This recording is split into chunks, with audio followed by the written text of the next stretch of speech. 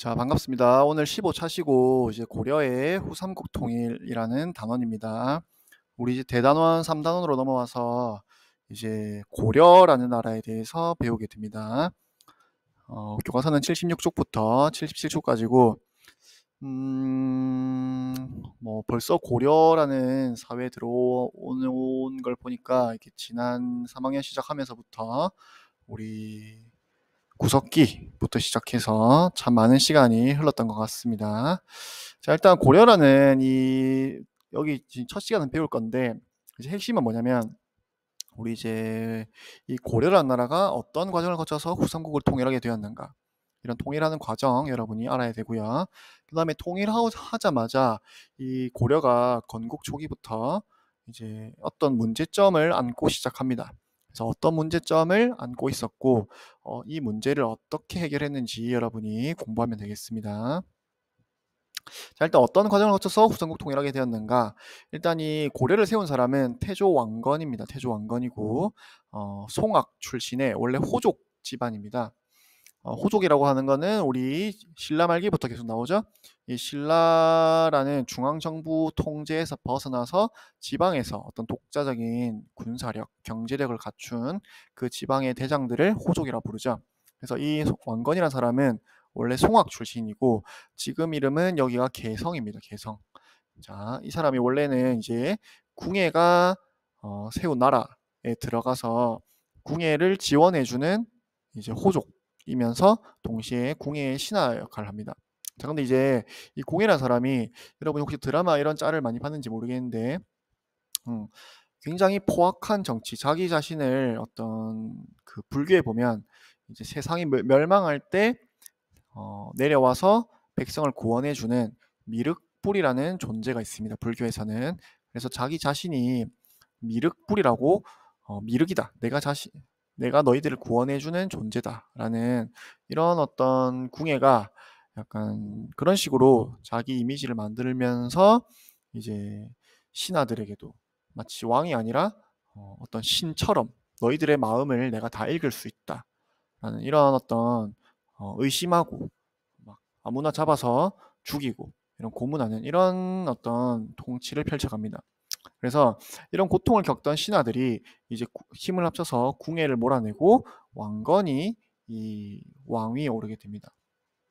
자, 그래서 원래는 이제 이 나라가 후고구려였죠. 후고구려였는데 지금 철원이 수도였죠. 자, 근데 이제 이 고려가 되는 것이고 이 고려 건국이 그래서 918년입니다.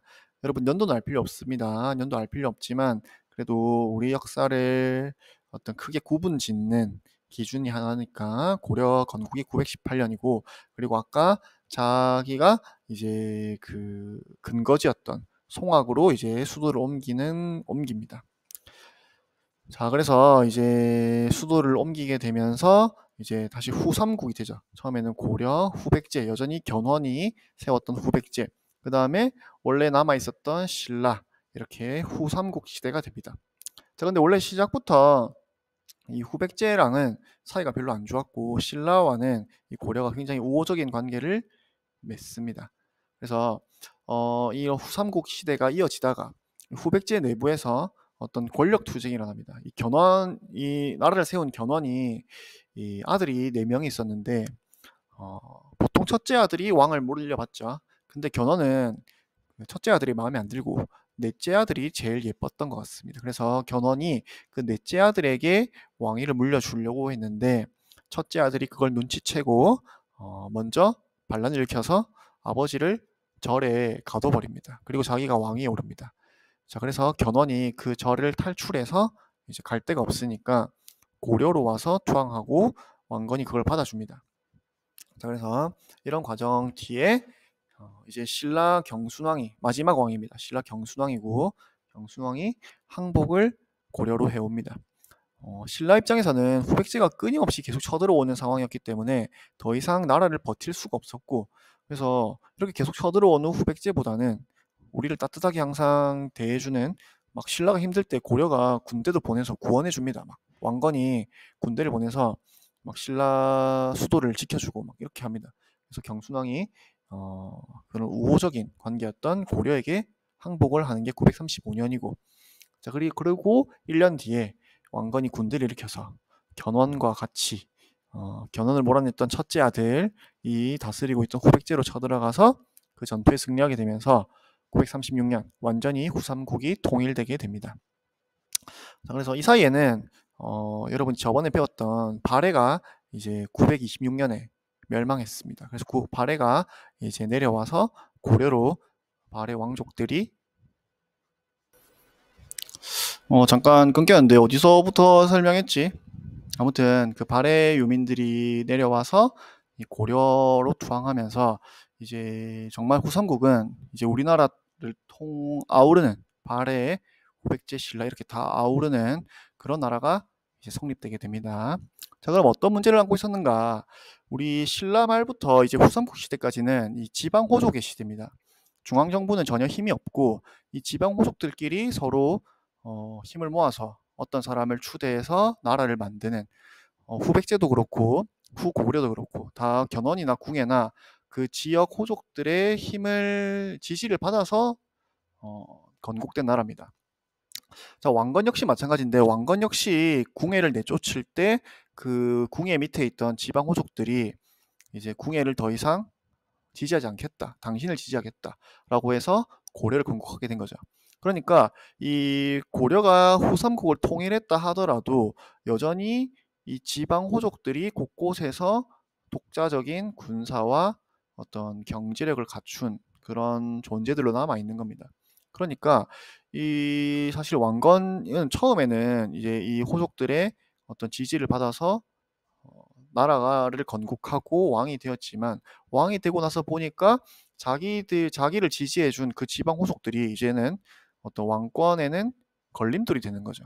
그래서 이 지방에서 군대를 거느린 호족들을 그냥 두고 있으면 언제 다시 궁예처럼 자기가 쫓겨날지도 모르는 지방 호족들이 야 왕건도 마음에 안 든다 바꾸자 하면 그냥 바뀌어지는 거겠죠. 그래서 이걸 그냥 둘 수 없습니다. 근데 또 그렇다고 야 군대 다 가지고 와 너 다 이제 다 군대 해산해 이랬다가는 전국 각지에서 당장 반란이 일어나서 왕건을 어, 쫓아버리겠죠.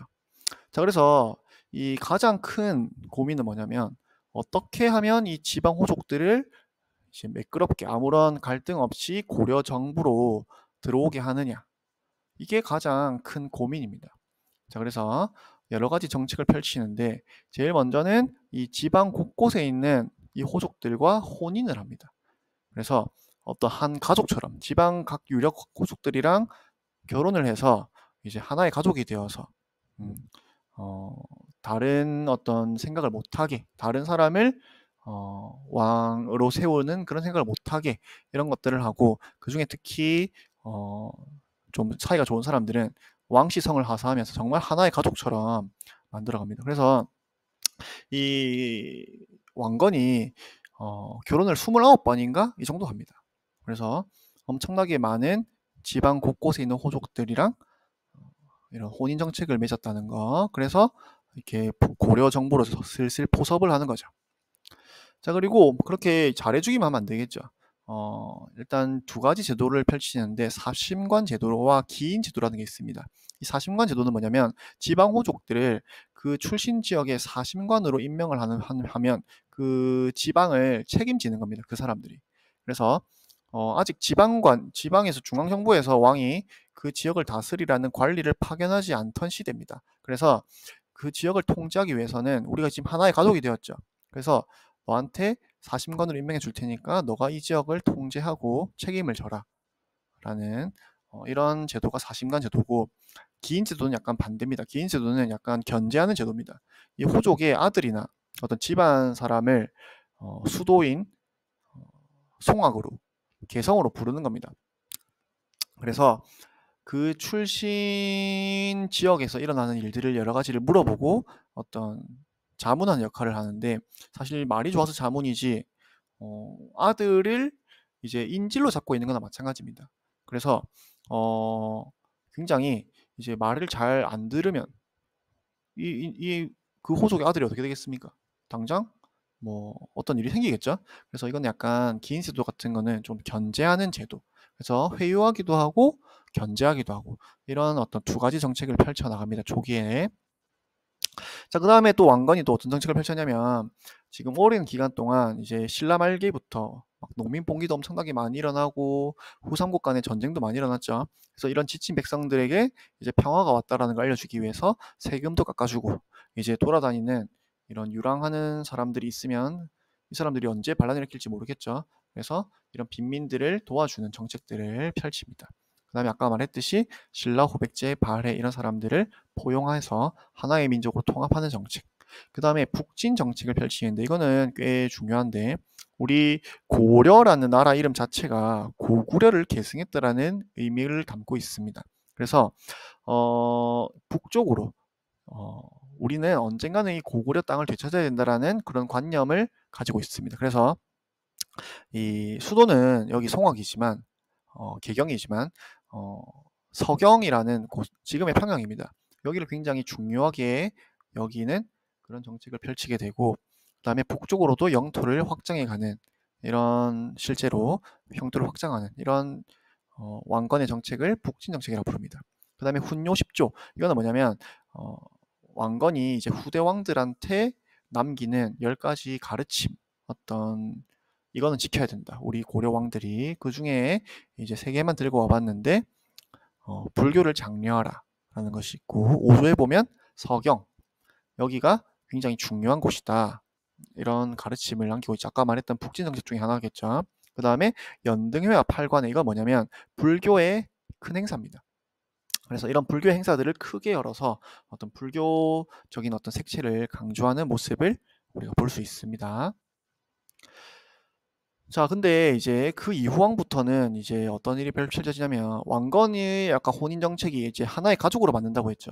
근데 결혼을 엄청나게 많이 하다 보니까 아까 29명이랑 결혼했다고 했죠. 이 결혼을 하다 보면 당연히 자연스럽게 아들, 딸들이 많이 생기겠죠. 그러면 이 아들, 딸들이 전부 지금 각 지방에 굉장히 큰 세력을 가진 지방 호족들의 손자가 됩니다.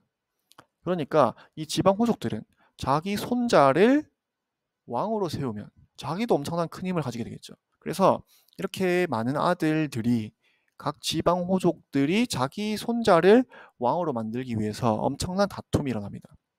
자, 그래서 이런 왕위 계승 다툼이 이제 2대왕, 3대왕 이러면서 계속 이어집니다. 그래서 4대 광종 때가 되면서 이제 왕권 강화 정책이 본격적으로 이런 어떤 호족들에게 휘둘리면 안 되겠다. 왕권 강화 정책이 이어지는데 첫 번째가 노비안건법이라는 겁니다. 그래서 이 호족들이 이런 혼란스러운 시기 때 신라 말기부터 후삼국 시대까지 불법적으로 차지한 노비들을 다 조사해서 해방시킵니다. 그래서 이 노비라는 것들은 실질적으로는 사실 유사시에는 군대로 다 활용될 수 있는 거죠. 그래서 이 호족들의 노비를 해방시켜버리면 그만큼 호족들의 힘이 군사력이 약해지는 결과를 가져오고 그건 곧 왕권 강화랑 이어집니다. 그 다음에 과거 제도 시행. 이게 우리나라 역사상 최초의 과거 제도입니다. 그래서 유교 지식을 평가해서 우수한 지식을 쌓은 사람을 관리로 선발하는 제도를 펼쳤고 이걸 중국에서 도입합니다. 자, 그리고 이런 것들을 시행하면 왜 호족이 견제가 되느냐? 이제 호족들의 아들들이 이제 아빠 힘으로 이 신하가 되어서 높은 벼슬자리에 올라가는 게 아니라 정말 유교 지식, 왕에게 충성하라는 게 유교의 가르침이죠. 그래서 그런 어떤 왕에게 충성해야 된다라는 그런 관념을 가진 사람들이 관리로 들어오게 되면서 그만큼 왕권이 강화됩니다. 그 다음에 공복 제정. 이거는 이제 신하들이 입어야 될 옷을 정해주는 거죠. 연호 사용. 이건 계속 나오는데 중국과 우리가 대등한 존재다라는 것을 알리는 그런 것들이 독자적인 연호 사용이라고 했죠. 자, 그 다음에 6대 이제 성종 때 오면 이제 본격적으로 체제를 정비하는데 이때 가장 자주 등장한 사람이 이 최승로라는 신하입니다. 최승로가 이 시무 28조라는 것을 성종에게 올립니다. 그래서 우리가 고려가 지금 해야 될 28가지 어떤 정책입니다. 자, 그래서 가장 중요한 게 이제 지방관을 파견해야 된다. 지방을 호족들에게 맡겨놔서는 안 된다. 그래서 왕이 직접 관리를 파견해서 거기를 통치해야 된다라는 거. 그 다음에 아까 왕건이 했던 거랑 좀 다르게 이 사람은 불교를 이제 좀 줄이고 유교를 강조해야 된다는 겁니다. 그래서 여기 보면 13조에도 보면 연등회 8관에 이런 것들을 좀 줄여야 된다라는 게 나오고 20조에는 불교는 몸을 닦는, 그러니까 자기 수양하는 거고, 유교는 나라를 다스리는 것이니 나라를 다스리는 것이 지금 해야 될 일이다. 유교를 강조하는 거죠. 그래서 이런 것들이 이 최승로의 시무 28조 내용입니다. 그래서 이런 식으로 고려 초기 때 여러 가지 문제점을 잘 해결해 나갔다라는 거. 자, 그래서 이제 수행평가 지금 이제 다음 시간에 안내 나갔는데, 이제 공부할 시간 5분, 원래 항상 수업 시간 오전에 5분 줬었죠. 그거 안 주고 바로 시험 치겠습니다. 바로 시험 치고 풀이 적고 바로 수행평가 계속 하도록 하겠습니다. 그 다음에 5반, 7반, 8반은 쌤이 진도가 빨라가지고 현장 체험학습 인스타 릴스 만드는 시간을 줬는데 다른 반은 그걸 줄 시간이 없습니다. 그래서 각자 자기 핸드폰으로 만들어서 쌤한테 보여주면 쌤이 도장 하나 주겠습니다. 알겠죠? 자, 여기까지입니다.